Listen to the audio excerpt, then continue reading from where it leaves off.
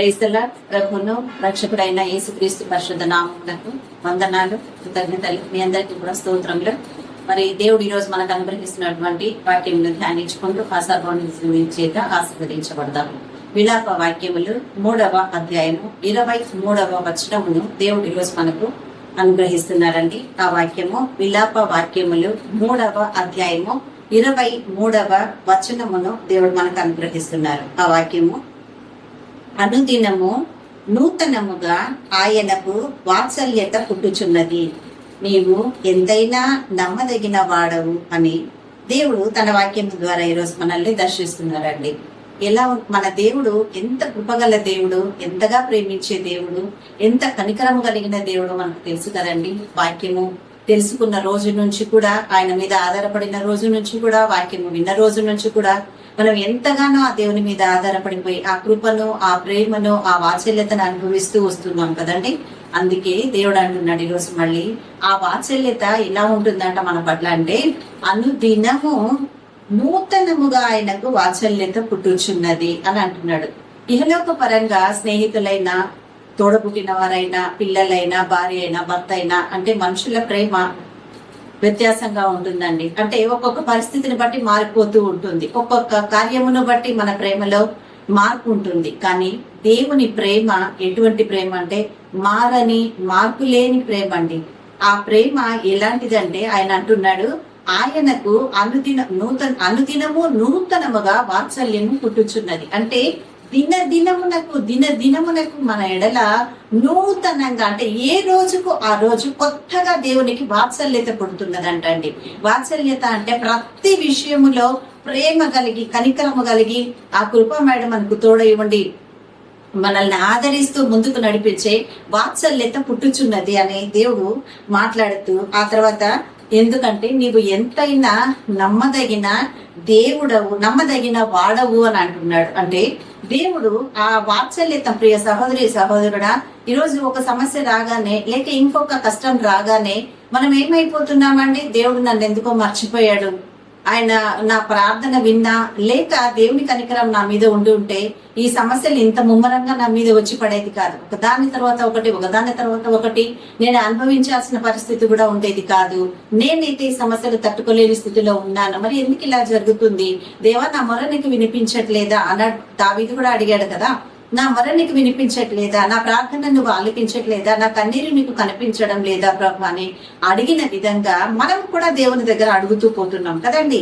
కానీ దానికి రివర్స్ లో దేవుడు జవాబు ఏమి ఇస్తున్నాడంటే, మనం తెలుసుకోవాల్సింది ఏమై ఉంది ఈ రోజు అని అంటే, అనుదినము నూతనముగా వాత్సల్యము పుట్టుచున్నది అని దేవుడు సెలవిస్తున్నాడు. అంటే ఎలా అండి, అనుదినము ఏదో మనుషులలో మార్పు వచ్చినట్టుగా, ప్రేమల్లో మార్పు వచ్చినట్టుగా కొంతకాలం ఉండి ఆ తర్వాత డైవర్ట్ అయిపోయేలాగనో, లేక మారిపోయేలాగనో, ఆగిపోయేలాగనో, వ్యత్యాసం చూపించేలాగనో లేదండి. మనుషుల ప్రేమ లాంటిది కాదండి.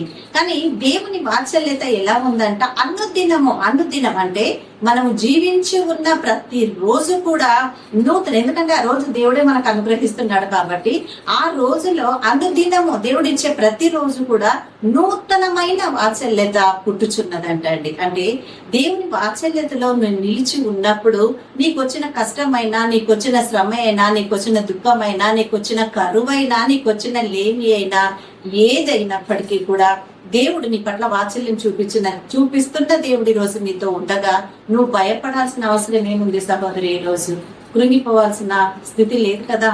ఒకవేళ నీ బంధువులు నీ మీద తిరుగుబాటు చేస్తున్నారేమో, లేక నీ స్నేహితులు నిన్ను విడిచిపెట్టి వెళ్ళిపోతున్నారేమో, లేక నీ పిల్లలే నిన్ను కాదని చెప్పి మర్చిపోతున్నారేమో, లేక నీ భర్త దగ్గర నుంచి ప్రేమ తగ్గిపోయిందేమో. కానీ ఎవరి దగ్గర నుంచి, మనుషుల దగ్గర నుంచి రివర్స్ లో మనకు బాధలు వస్తాయి, కష్టాలు వస్తాయండి. కానీ నిన్ను ప్రేమించిన నీ దేవుడు నిరంతరము నిన్ను అనుదినము నూతనముగా ఆయన వాత్సల్యత పుట్టుచున్నది. ఆ వాత్సల్యతలో మార్పు లేదు. నిన్ను లేవనెత్తుకుండే వాత్సల్యత, నిన్ను ఆదరించే వాత్సల్యత, నిన్ను విడిపించే వాత్సల్యత, నిన్ను ప్రేమగా హక్కును చేర్చుకుంటే వాత్సల్యత, నీ ప్రతి సమస్య నుండి విడిపించే వాత్సల్యత, నీకు అసాధ్యమైనది లేదు అని చెప్పగలిగిన వాత్సల్యతను నీ పట్ల దేవుడు చూపిస్తూ నడిపిస్తున్నాడు అండి. కాబట్టి ప్రియ సహోదరి, ఆ దేవుని వాత్సల్యత నీ పట్ల, నా పట్ల, మనందరి పట్ల ఉన్నప్పుడు ఏ విషయానికి కృంగిపోని అవసరం లేదమ్మా.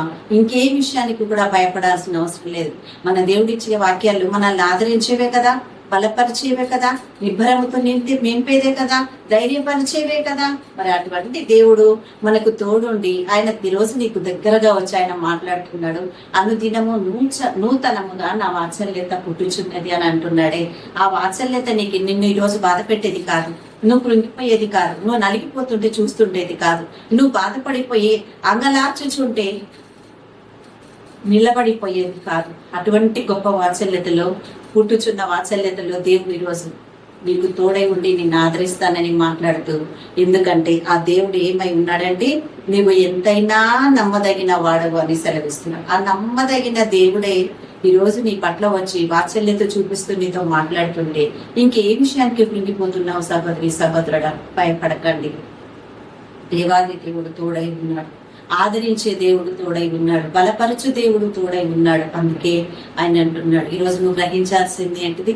ఈరోజు నాకు దేవుడు ఈ సమస్యను ఇచ్చాడు అని అంటే, ఈ కష్టంలో నేను వెళ్ళడానికి అనుమతించాడు అని అంటే, దానికి తోడు నా దేవుని వాత్సల్యత ఈరోజు నూతనముగా నా పట్ల కలిగి ఉన్నది అని నువ్వు గ్రహించగలిగితే, ఆ దేవుని వాత్సల్యత నీ పట్ల ఏమై ఉందో రుజువు చేసి ఆ సమస్యలను నిన్ను నడిపించడానికి నీ దేవుడు నీకు తోడై ఉన్నాడు. విడిపించడానికి వచ్చిన దేవుడు, నిన్ను బలపరచడానికి వచ్చిన దేవుడు, ఆదరించడానికి వచ్చిన దేవుడు, హక్కున చేర్చుకునే దేవుడు, లేవనెత్తుకొని నిన్ను నడిపించే దేవుడు, నూతనమైన వాత్సల్యముతో ఆయన నీ పట్ల కనికరము కలిగి ఆదరిస్తున్న దేవుడై ఉన్నాడు. సహోదరి, సహోదరుడా, కృంగిపోకండి. దేవుడు ఈరోజు వచ్చి నీతో ఉన్న ఈ సమస్యలు శాశ్వత కాలం ఉండేటివి కాదు. నువ్వు పడుతున్న ఈ కష్టమో, ఈ వేదనో, ఈ బాధో నీతో ఎప్పటికీ ఉండేది కాదు. కానీ దేవుని వాత్సల్యము, ఆయన కృప, ఆయన కనికరము, ఆయన ప్రేమ సమస్తము నీతో భూమి మీద ఉన్నంత కాలము నిన్ను వెంబడించేవై ఉన్నాయి. నీ పట్ల దేవుడు అనుగ్రహించేవై, నిలబెట్టినవై ఉన్నాయి. కాబట్టి భయపడకండి. ఏ విషయంలో కూడా మీ భారమంతా దేవునికి అప్పగించి ఆ సర్వోన్నతుని సహాయం కోరినప్పుడు ఆ వాత్సల్యములో ఉన్న మధురమైన ఆ ప్రేమను మనం గుర్తించగలం. వీటి కృప దేవుడి వాక్యం ద్వారా వాక్యం విన్న అందరికీ దయచేయను గాక. ఆమేన్, ఆమేన్, ఆమేన్. కళ్ళు మూసుకున్నట్లయితే ప్రార్థన చేద్దాం. హల్లెలూయా, హల్లెలూయా, హల్లెలూయా, హల్లెలూయా. దేవానికి స్తోత్రములు, వందనాలు, స్తుతులు తండ్రి. మమ్మల్ని ఆదరించి నీ కృపలో బలపరిచిన దేవా నీకు స్తోత్రములు. నాయనా నీకు స్తోత్రములు, నీకు వందనాలు తండ్రి. విన్న వాక్యాన్ని మళ్ళీ నీరు కట్టి ఫలింపు చేయండి. వాక్యానుసారముగా జీవించే కృప కూడా మాకు దయచేయండి. అవును ప్రభా, నీవెంతైనా నమ్మదగిన దేవుడవు తండ్రి. అనుదినము నూతనముగా వాత్సల్యము పుట్టుచుండగా నా తండ్రి మమ్మల్ని ఆదరించావు, గొప్ప బలమునిచ్చి దీవించావు నా తండ్రి. నీకు స్తోత్రమయ్యా, నీకు స్తోత్రములు నా యేసయ్యా. నా దేవా, ఏ విషయానికి మేము కృంగిపోకుండా నీ మీద ఆధారపడే నీ వాత్సల్యత మాకు తోడున్నదని గ్రహించి నిబ్బరముతో, ధైర్యముతో ముందుకు కదలే కృప మాకు దయచేయమని ప్రార్థిస్తున్నాము తండ్రి. దేవాది దేవా నీకు స్తోత్రం. ఈ వాక్యం విన్నవారు ప్రభా ఈరోజు ఆదరించబడి ఉన్నారని నమ్ముతుంటే నైనా ఇదిగో తండ్రి నీ కృపాహస్తంలో భద్రపరచ ఆదరించండి. నిన్ను ఆనుకుని నీ బిడ్డలకు మీరు తోడై ఉంటామని ప్రార్థిస్తున్నాను యేసయ్యా. తండ్రి నీకు వందనాలు, నీకు కృతజ్ఞతలు దేవా, నీకు స్తోత్రములు ప్రభా. ఏ బిడ్డలకైతే గర్భఫలం లేదో వారిని అందరినీ మీరు ఆశీర్వదించి అయ్యా, గర్భఫలము యెహోవా అనుగ్రహించు బహుమానమాన్ని సెలవిచ్చావు కదా తండ్రి. మరి ఆ బహుమానం అందుకుంటే అర్హత, యోగ్యత ప్రతి బిడ్డకు కూడా దయచేయమని ప్రార్థిస్తున్నాను తండ్రి. ఏ బిడ్డలకైతే వివాహము కాలేదో ప్రభా అంగలాచుచు ఎదురు చూస్తున్నారో వారికి కావలసినటువంటి మంచి జీవిత భాగస్వాములను వారికి దయచేయమని ప్రార్థిస్తున్నాను నా యేసయ్య. నీకు స్తోత్రములు. యవన బిడ్డలు దారి తప్పకుండా నీతి మార్గములో నడిపించు తండ్రి. పాప మార్గాన్ని అనుసరించకుండా ఇహలోకపరమైన అపవాదిని వెంబడించకుండా నిన్ను వెంబడించే కృప దయచేయమని ప్రార్థిస్తున్నాము నా తండ్రి. నీకే వందనాలు, నీకు స్తోత్రములు. ఈ రోజు ఏ బిడ్డలైతే ప్రభా వివాహ దినాలు జరుపుకుంటున్నారో అయ్యా, ఏ బిడ్డలైతే జన్మదినాలు జరుపుకుంటున్నారో వారిని అందరినీ మీరు ఆశీర్వదించి నీ కృపాహస్తంలో బలపరచునైనా, నీ కృపలో ఆదరించున యేసయ్యా. నా దేవా నీకు స్తోత్రములు. దీర్ఘాయుష్నిచ్చి వారిని దీవించి మీరు మాత్రమే మహిమ పొందమని సర్వోన్నతుడా మరొకసారి మాకు ఇచ్చిన ఈ మంచి వాక్యాన్ని బట్టి మీకే కృతజ్ఞత స్తోత్రములు, వందనాలు చెల్లించుకుంటూ మా ఈ ప్రార్థన అంతా కూడా యేసు నామమున నీ ఆశీర్వాదంగా అడిగి పొంది ఉన్నాము మా తండ్రి. ఆమేన్, ఆమేన్, ఆమేన్. హల్లెలూయా. అందరికీ ప్రైజ్ లాడండి. దేవాది దేవుడు ఈ రోజు మనల్ని ప్రేమించి ఆయన కృపలో బలపరిచి ఇంత గొప్ప వాక్యం నుంచి ఆదరించినందుకు ఆ సర్వోన్నతని మహిమపరుద్దాం. కాబట్టి అనేకులకు ఈ వాక్యాన్ని షేర్ చేయమని కూడా కోరుకుంటున్నాను. అనేకులు ఈ ఛానల్ ని ముఖ్యంగా సబ్స్క్రైబ్ చేసుకోండి. దేవాది దేవుడిని కనపరచండి. అందరికీ ప్రైజ్ ది లార్డ్.